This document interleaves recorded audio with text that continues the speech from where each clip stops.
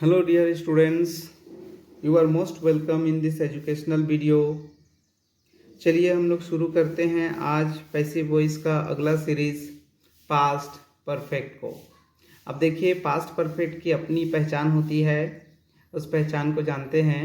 जब भी हिंदी वाक्य में आप कोई देखते हैं क्रिया, तो उस क्रिया के लास्ट में आपको मिलेगा या जा चुका था, या जा चुकी थी, या जा चुके थे, या फिर या गया था, या गई थी, या गए थे।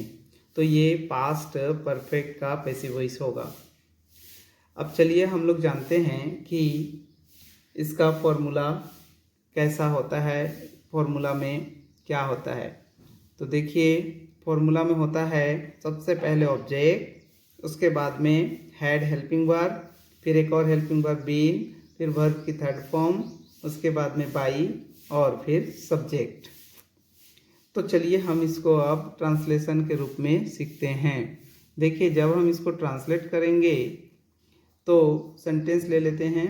चपरासी के द्वारा घंटी बजाई जा चुकी थी, ई जा चुकी थी। ये जो है आपके पास्ट परफेक्ट का पैसिव वॉइस है हिंदी में। तो देखिए इसका इंग्लिश में कैसे ट्रांसलेट करेंगे, बिल्कुल इस रूल्स को फॉलो करें और ये ट्रांसलेट हो जाएगा। सबसे पहले क्या चाहिए हमको, ऑब्जेक्ट चाहिए। इसमें ऑब्जेक्ट क्या है, घंटी। तो घंटी की इंग्लिश क्या हो गई, बेल। उसके बाद में हैड, तो हैड लिखा हमने। फिर बीन, बीन लिखा हमने, वर्ब की थर्ड फॉर्म। तो इसमें वर्ब क्या है, यानी कि इसमें हमें ढूंढना है वर्ब को ढूंढना है, यानी कि क्रिया, यानी कि कार्य, क्या काम हो रहा है। तो काम हो रहा है बजाने का, बजाई जा चुकी थी, बजाने की क्रिया हो रही है। तो बजाने की इंग्लिश होती है रिंग। तो रिंग की थर्ड फॉर्म हमको लिखनी है, तो रिंग का थर्ड फॉर्म रंग। अब इसके बाद में हम बाई लिख देंगे। अच्छा ये बाई क्यों लिखा गया, हम हर वीडियो में आपको इसके बारे में बताते हैं। बाई इसलिए लिखा गया क्योंकि यहाँ पे हिंदी में के द्वारा लिखा हुआ है, के द्वारा के लिए ही बाई लिखी जाती है। इसके बाद में हम लिख देंगे सब्जेक्ट, सब्जेक्ट मतलब कर्ता। ये घंटी बजाने का काम कौन कर रहा है, तो घंटी बजाने का काम तो चपरासी कर रहा है, तो चपरासी कर्ता हुआ, यानी कि सब्जेक्ट हुआ। तो वो हम यहाँ पे चपरासी का प्यून लिख देंगे। इस तरह से ये कंप्लीट हुआ। चलिए अगला ट्रांसलेशन देखते हैं इसी में। चपरासी के द्वारा बजाई गई थी। देखिए चपरासी के द्वारा बजाई गई थी। अब यहाँ पे ऑब्जेक्ट गायब कर दिया गया है, ऑब्जेक्ट को नहीं लिखा गया है। जब ऑब्जेक्ट को नहीं लिखा जाता है तो उसे पैसिव वॉइस में कैसे बनाते हैं, ट्रांसलेशन कैसे होता है जानिए। हिंदी में बिना ऑब्जेक्ट के लिखी जा सकती है, लेकिन इंग्लिश में जब हम बनाते हैं पैसिव वॉइस तो उसमें ऑब्जेक्ट के बगैर वो आगे नहीं बढ़ता। तो ऑब्जेक्ट के रूप में ईट को लिखना ही होगा। जब भी ऑब्जेक्ट गायब हो तो उस स्थिति में ईट को ऑब्जेक्ट मान करके सब्जेक्ट के रूप में यहाँ लिख देते हैं। तो हमने ईट लिखा, उसके बाद में हेल्पिंग वर्ब के रूप में हमने हैड लगाया अकॉर्डिंग टू फॉर्मूला। आप बिल्कुल फॉर्मूला को फॉलो करते रहें, आपका सेंटेंस या ट्रांसलेशन बिल्कुल सही बनेगा। देखिए तो सबसे पहले ईट लिख दिया हमने सब्जेक्ट के रूप में, फिर उसके बाद में सब्जेक्ट के फॉर्म पर है ये। उसके बाद में यहाँ पे हेड लगाया, फिर बीन लगाया, उसके बाद में रिंग का थर्ड फॉर्म रंग, बजाने का अंग्रेजी तो रिंग होता है ना, तो उसका थर्ड फॉर्म रंग। उसके बाद में बाई लगाया, क्योंकि इसमें के द्वारा है तो बाई हो गया। उसके बाद में सब्जेक्ट चाहिए, तो सब्जेक्ट चपरासी के लिए प्यून। और इसको हम छोटा करके देखते हैं, और छोटा कितना से कितना छोटा किया जा सकता है।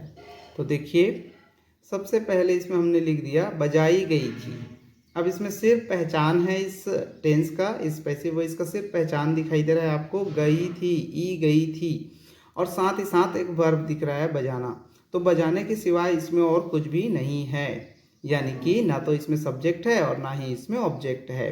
तो ऐसे स्थिति में इसका ट्रांसलेशन कैसे किया जाए, तो इसके लिए हम तो जानते ही हैं कि बिना सब्जेक्ट का, यानी कि पैसिव वॉइस बिना ऑब्जेक्ट का आगे नहीं बढ़ता है। तो इसमें ऑब्जेक्ट चाहिए ही चाहिए सब्जेक्ट के रूप में। तो इसमें हमने ऑब्जेक्ट ईट को मान लिया जो सब्जेक्ट के रूप में यहाँ पे मौजूद है।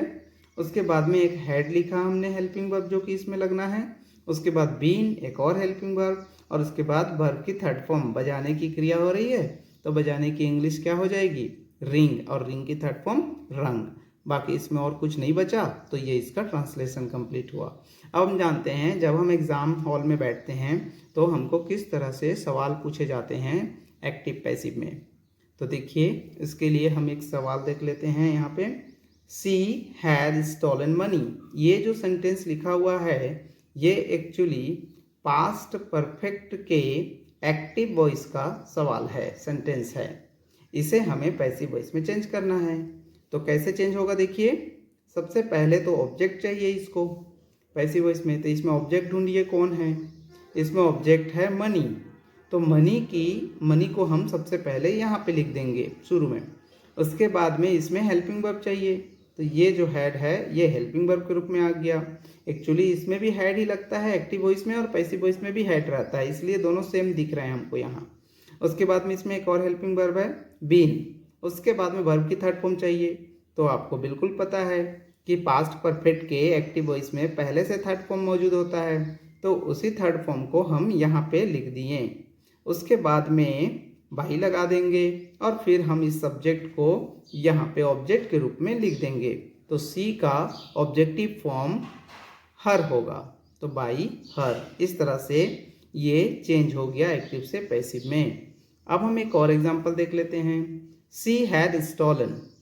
इसका हम पैसिव वॉइस बनाते हैं, देखिए कैसे बनेगा। इसमें ऑब्जेक्ट नहीं है, जब ऑब्जेक्ट नहीं होता है तो हम ईट को ही ऑब्जेक्ट मानकर सब्जेक्ट के रूप में लिख देते हैं। ये यहाँ पे सब्जेक्ट के रूप में है, इसके हिसाब से हमने हेल्पिंग वर्ब हैड लगा लिया, फिर बीन लगा लिया, उसके बाद वर्ब की थर्ड फॉर्म लिख दी। ये तो पहले से थर्ड फॉर्म है तो हमने ये थर्ड फॉर्म यहाँ पे लिख दिया। उसके बाद में बाई लिखा और उसके बाद में सी का ऑब्जेक्टिव फॉर्म हर लिखा। तो दोस्तों इस तरह से हमारा पास्ट परफेक्ट की पैसिव वॉइस कंप्लीट होती है। मिलते हैं अगले वीडियो में। अगर आपने हमारे चैनल को सब्सक्राइब नहीं किया अब तक तो ज़रूर इसे सब्सक्राइब कर लें, क्योंकि इसी तरह का इंग्लिश के ग्रामर के और भी पार्ट्स और भी भाग हम आपके पास लाते रहेंगे। मिलते हैं अगले वीडियो में। इसे लाइक कर दीजिए, शेयर कर दीजिए। धन्यवाद।